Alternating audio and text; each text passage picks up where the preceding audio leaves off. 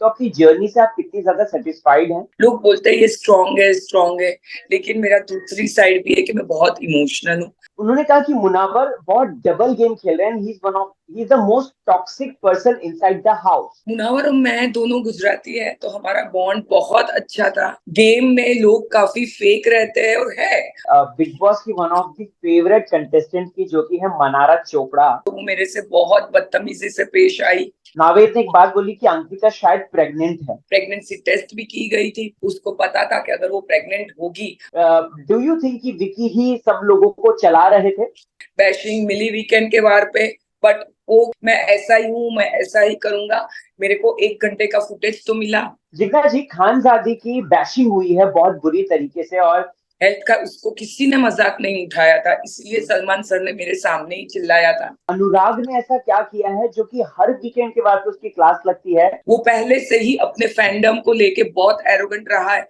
वो काम ही ऐसा किया है उसने। आपके टॉप 5 बता दीजिए कि कौन हो। Never will has a edge to win the trophy. नमस्कार दोस्तों, स्वागत है आपका चैनल टेली खजाना में। इस वक्त हमारे साथ वो स्टार रिपोर्टर और बिग बॉस की वो जबरदस्त प्लेयर जिग्ना जी मौजूद हैं। जिग्ना वोरा हमारे साथ हैं, जो कि अनफॉर्चुनेटली इस हफ्ते घर से बाहर हो चुकी हैं। पहले उनका स्वागत करते हैं और उनसे उनकी जर्नी के बारे में पूछते हैं। मैम, बहुत बहुत स्वागत है आपका चैनल टेली खजाना में। थैंक यू राहुल जी।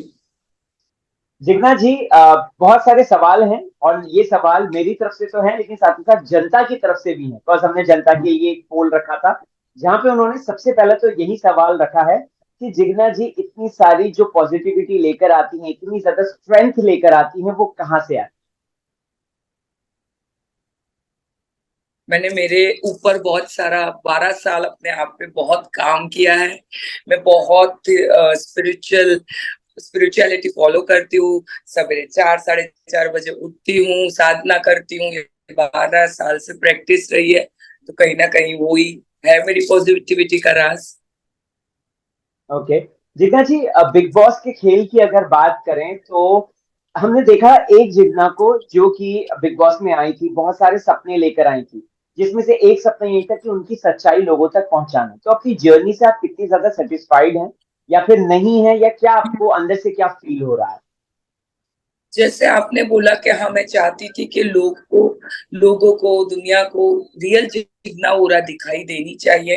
लोग बोलते हैं ये स्ट्रांग है, लेकिन मेरा दूसरी साइड भी है कि मैं बहुत इमोशनल हूँ। शायद वो साइड बिग बॉस के घर में दिखाई ज्यादा दी।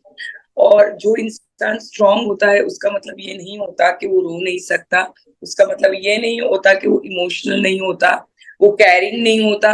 तो मेरा वो पहलू भी सबके सामने, वो कैरेक्टर, वो पर्सनालिटी भी आया कि मैं डिग्निटी और ग्रेस के साथ मैंने जितने भी 6 हफ्ते निकाले, मैंने वही हिसाब से निकाले कि मेरा कैरेक्टर कभी कुछ गलत ना दिखे।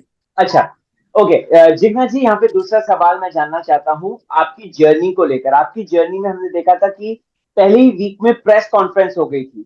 मतलब हमने देखा था कि आपने बहुत ही शानदार तरीके से उसे टैकल किया था, और एक प्रॉपर, वो जो एक रिपोर्टर जिस तरीके से होती है, एकदम फियरलेस, फुल आपकी वो एनर्जी नजर आई थी। बट सडनली मुझे ऐसा लगा, और जनता को भी लगा हमारी, कि धीरे धीरे आपका जो ग्राफ था वो ड्रॉप होने लगा था।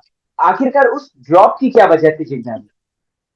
जो प्रेस कॉन्फ्रेंस हुई थी, वो मेरे पर्सनल, मेरे पे जो इल्जाम लगे थे, मेरे पे जो मेरी लाइफ रही है उनके बारे में थी।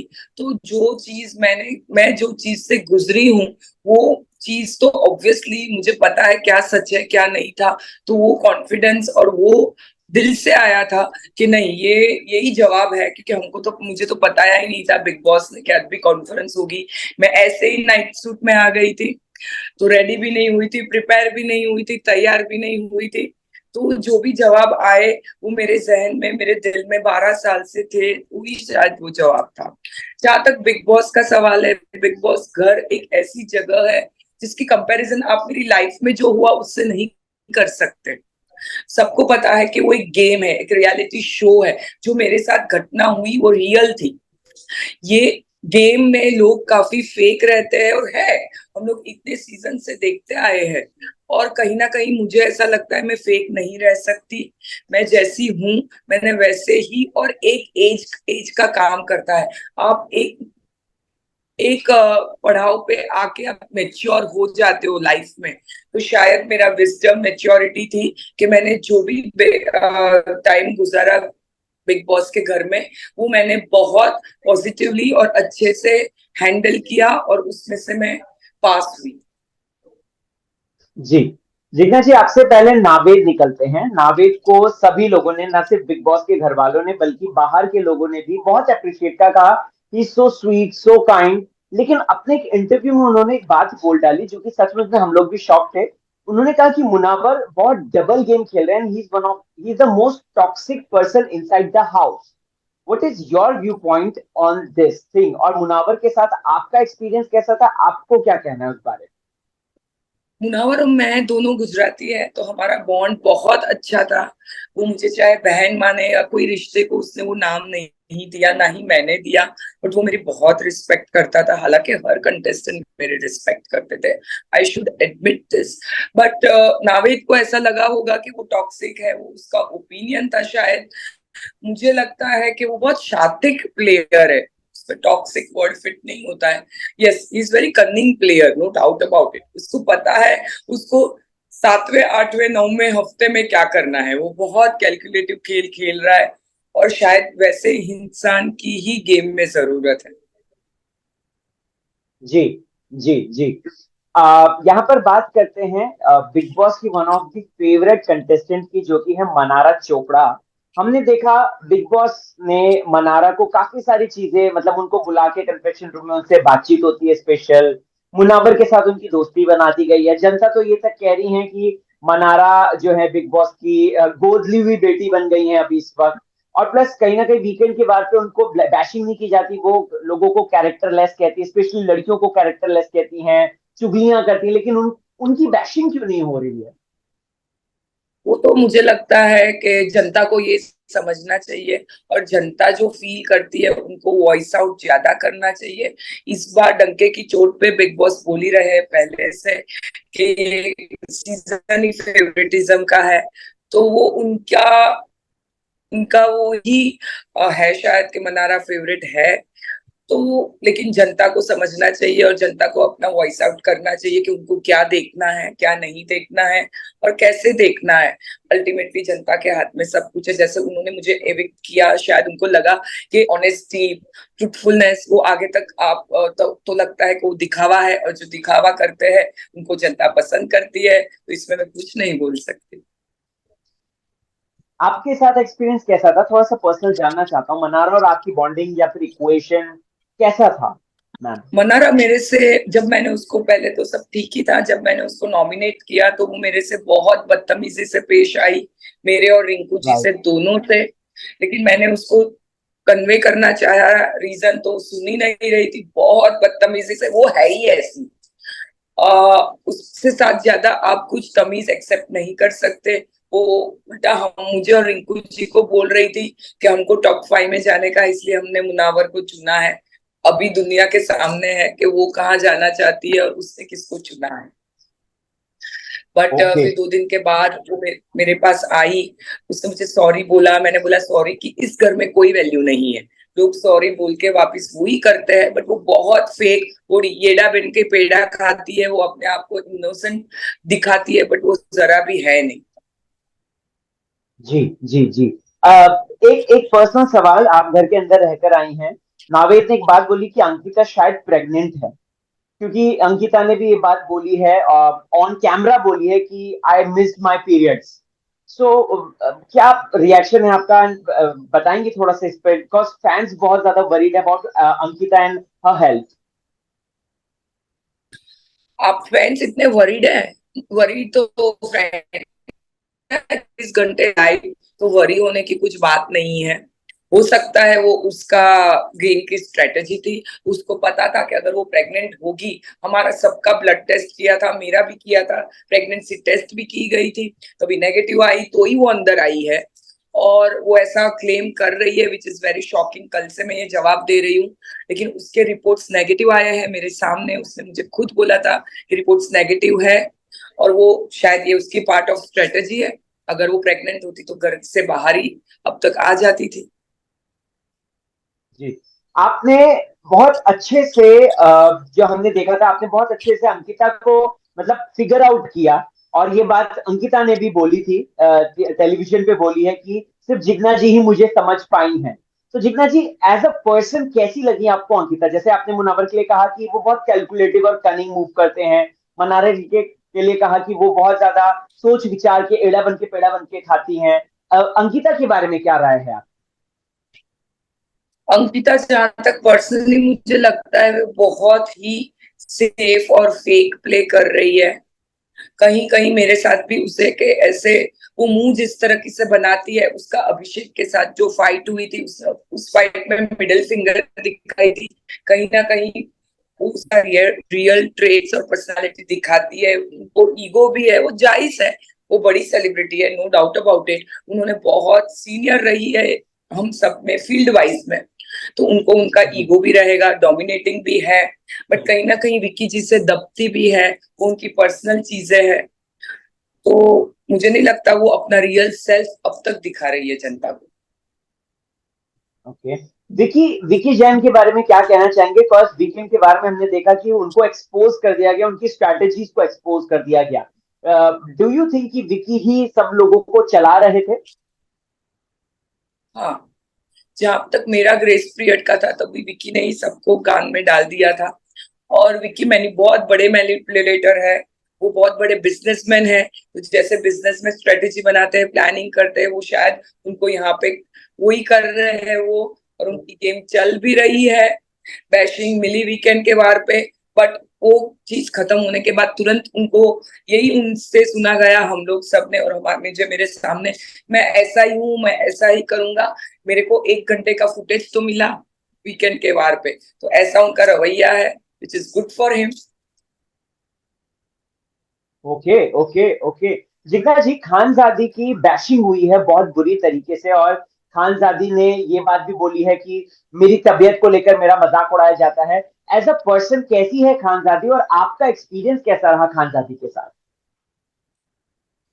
खानजादी बहुत कैलकुलेटिव है, वो गेम फुल खेल रही है। हेल्थ का उसको किसी ने मजाक नहीं उठाया था, इसलिए सलमान सर ने मेरे सामने ही चिल्लाया था। किसी ने उसके सब हम लोग सबके बिग बॉस के घर के जाने के पहले मेंटल इवेल्युएशन हुई थी, फिजिकल टेस्ट हुई थी, ब्लड टेस्ट हुई थी, यूरिन टेस्ट हुई थी, कार्यक्रम निकला गया था, हिस्ट्री पूछी थी, सबकी पूछी थी। तभी उस दिन सलमान सर ने वीकेंड के वार पे हम सबको बोला कि इसको कोई तकलीफ नहीं, इसके सब रिपोर्ट्स क्लियर है। जब उनको उनकी पास्ट की बीमारी के बारे में पूछा गया, उन्होंने नहीं बताया था। उन्होंने कोई जब उनसे सर्टिफिकेट मांगे गए, उन्होंने बिग बॉस को सर्टिफिकेट सबमिट नहीं किए गए थे। ये सब सलमान सर ने ही उस दिन बताया। वो हर 2 दिन बीमार बीमार होके बेड पे सो जाती है, डॉक्टर के पास जाती है, डॉक्टर दवाई देते, वो दवाई नहीं खाती है अंदर। अभी एक दिन बिग बॉस ने ही बताया कि वो झूठ बोलती है, डॉक्टर कुछ और बोलते हैं, बाहर आके कुछ और बोलती है। तो यही खानजादी है। इसके अलावा क्या बोल सकते हैं। तो जिग्ना लेकिन जी, बिग एक बॉस चीज के मैं, घर में इस वक्त। जी, जी, जी, जी, क्या, नहीं, एक चीज मैं जी, जी, बहुत जी। क्लियरली बोलना चाहूंगी कि उनके हेल्थ का मजाक कोई नहीं बना रहा है। Okay, okay, okay. तो जिग्ना जी, बिग बॉस, आपकी बातों से ऐसा लग रहा है जैसे बिग बॉस के घर के अंदर कोई दिल से नहीं खेल रहा है, कोई रियल नहीं खेल रहा है। क्या कोई है ऐसा जो रियल खेल रहा हो? नहीं, कोई भी नहीं। जो रियल नावेद खेल रहा था वो निकल गया। नावेद बहुत ऑनेस्ट बंदा था। मुझे भी लगता है मैं भी जी। बहुत दिल से खेली हूँ। अगर कैलकुलेटिव और मैनिपुलेटिव होती तो आप आपके सामने नहीं बैठी होती। बहुत इमोशनल हूं मैं। मैंने लोगों के लिए बहुत किया जितना मेरे से हो सकता था। सलमान सर ने भी मुझे बोला कि अगर किया तो जताना नहीं चाहिए। ये जताने की बात नहीं है कुछ। बुरा लगता है कि हम इतना सेल्फलेसली करते हैं घर के लिए, इंडिविजुअल के लिए नहीं, और बाद में हमें ये तरीके से घर के कंटेस्टेंट ट्रीट करते हैं। यस, मुझे बुरे लगा। और मुझे लगता है मेरा हक है ये बोलना कि मुझे बुरा लगा। जी, जी, जी। फाइनली एक सवाल मैं जानना चाहता हूँ, अनुराग ने ऐसा क्या किया है जो कि हर वीकेंड के बाद उसकी क्लास लगती है, बिग बॉस में उसे पंचिंग बैग बना दिया है। सलमान साहब भी जब आते हैं पंचिंग बैग बना देते हैं। सोहेल अरबाज आते हैं तब वो भी पंचिंग बैग बनाते हैं। तो अनुराग के पीछे क्यों पड़े हैं मैम? कोई अनुराग के पीछे कोई भी नहीं पड़ा है। Big Boss, Salman sir, Arbaaz sir, उनको कुछ काम धंधा और है नहीं क्या कि वो अनुराग के पीछे पड़े रहेंगे? बाकी 17 कंटेस्टेंट थे हम लोग, तो क्यों अनुराग अकेला ही? वो काम ही ऐसा किया है उसने। उसने बिग बॉस की प्रॉपर्टी किचन में फोड़ दी थी, बाउल फोड़ दिया था, जो अलाउड नहीं है। वो पहले से ही अपने फैंडम को लेके बहुत एरोगेंट रहा है। उसने मुझे खुद को बोला है कि मैं 15 हफ्ता भी नॉमिनेट रहा तो मुझे कुछ फर्क नहीं पड़ता है, मैं कुछ भी नहीं करूंगा फिर भी मैं बाहर नहीं निकलूंगा। और ऐसा हो भी रहा है। उसने बोला मेरे इतने अच्छा। सारे फैन फॉलोअर्स है, मुझे किसी की जरूरत नहीं है, मेरे फैंस ही मुझे बचाएंगे। और वो ओ। सोता रहता था, वो कुछ नहीं करता था। ये सब उसने बोला है, मेरे को खुद को पर्सनली भी बोला है, वो सबको बोलता रहता है। तो सलमान सर ने उसको यही समझाया कि भाई तू इतना, तेरा ब्रो सेना पे है, तू ब्रो सेना के लिए कुछ जी। कर तो सही। तो वो चीज उसको बुरी लग जी। रही थी। अंकिता जी ने फर्स्ट वीक में कुछ झगड़ा हुआ था तो टेलीविजन आर्टिस्ट और यूट्यूब के बारे में कुछ बोल दिया था, तो वो पकड़ के बैठ गया था, मेरी कम्युनिटी मेरी कम्युनिटी। तो ऐसा नहीं हम्म। है कि उसने कुछ नहीं किया और उसको ऐसे ही बैशिंग मिल रही है, ऐसा नहीं है। ओके। जिग्ना जी, आप अंदर रहकर आई हैं, आपके टॉप 5 बता दीजिए कि कौन होंगे। अभी बहुत खेल बाकी है, 6 वीक्स हुआ है, बट हाँ I feel Munawar will has a edge to win the trophy. बाकी टॉप 5 का मैं फिलहाल नहीं बता सकती क्योंकि वाइल्ड कार्ड कार्ड एंट्रीज भी आ रही है। मुझे सुनने में आ रहा है मीडिया से ही कोई बाकी और 4-5 वाइल्ड कार्ड जा रहे हैं, तो let us wait and watch. Okay. जाते जाते अभी तो बस आप 10 हमारे हफ्ता दर्शक। बाकी है। जी जी जी। जिग्ना जी, जाते जाते आप दर्शकों को अपनी तरफ से क्या मैसेज देना चाहती हैं? दर्शकों को मैं थैंक यू बोलना चाहूंगी for accepting me and for rejecting me, both के लिए।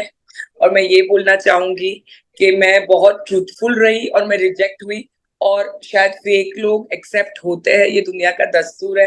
But yes, I am proud of myself. Thank you so much Jigna ji, thank you so much for this lovely interaction. आपके साथ बात करके बहुत अच्छा लगा। एंड हम डेफिनेटली फ्यूचर में और बात करते रहेंगे। Thank you so much ma'am. Thank you Rahul ji, thank you very much.